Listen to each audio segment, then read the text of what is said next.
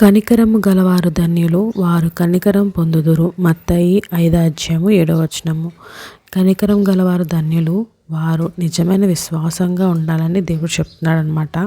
మనం ఎప్పుడు కూడా ఎవరైనా మనల్ని కోపగించి కోపంతో కానీ లేకపోతే వారు ఏమైనా చేసినప్పుడు వారిని క్షమించే గుణం మనలో ఉంటేనే అది క్రైస్తవుడి యొక్క లక్షణం అనమాట.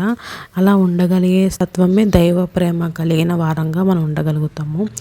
ఒకవేళ మనం వారి మీద ప్రేమ చూపించకపోతే అది దేవుని ప్రేమ కలిగిన వారం కాకుండా అయిపోతాం అనమాట.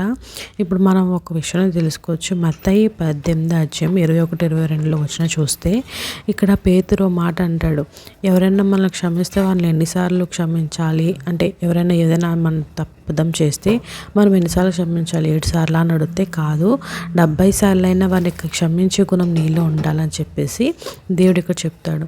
నీవు వారిని మనసారా క్షమించాలి అని చెప్పేసి, కఠిన హృదయుడు కాక క్రైస్తవుడుగా కరుణ చూపాలి. ప్రభు నిన్ను క్షమించిన రీతిగా దయతోనూ కనికరంతోనూ వారిని ప్రేమిస్తూ రావాలి.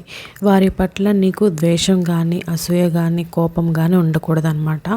అలా ఉంటే నువ్వు క్రైస్తవుడుగా నువ్వు దేవుని విషయంలో తప్పిదం చేస్తున్నట్టు. దేవుడు ఎట్లా అయితే మనం ప్రేమిస్తూ వచ్చాడో ఆయన ప్రేమను మనం ఎదుటోళ్ళ మీద చూపిస్తూ రావాలన్నమాట. అప్పుడే మన దైవ క్రైస్తవుడుగా నువ్వు నిలబడుతూ వస్తావు. మనము ఇతరుల ప్రేమ కంటే దేవుని వలన మనము పొందిన ప్రేమ విస్తారమైన ఉంది కదా, అలాంటి ప్రేమను మనం కూడా 10 మందికి చూపిస్తేనే కదా దేవుని ప్రేమ మనలో ఉంటుంది. అలాంటి లక్షణాలు కనిపిస్తేనే క్రైస్తవుడుగా నువ్వు అనబడతావండి. అలా ఉండగలిగే తత్వం మనలో ఉన్నప్పుడే కదా మనం దేవుని యొక్క ప్రేమను కలిగి ఎదుటల మీద అటువంటి ప్రేమను చూపించినప్పుడే కదా మన పరలోకంలో కూడా అంతే ప్రేమను మన దేవుడు మనకి ఇంకా ఎక్కువ ఇస్తూ ఉంటాడు. అటువంటి లక్షణాలు మనలో ఉండాలని దేవుడు కోరుతున్నాడు.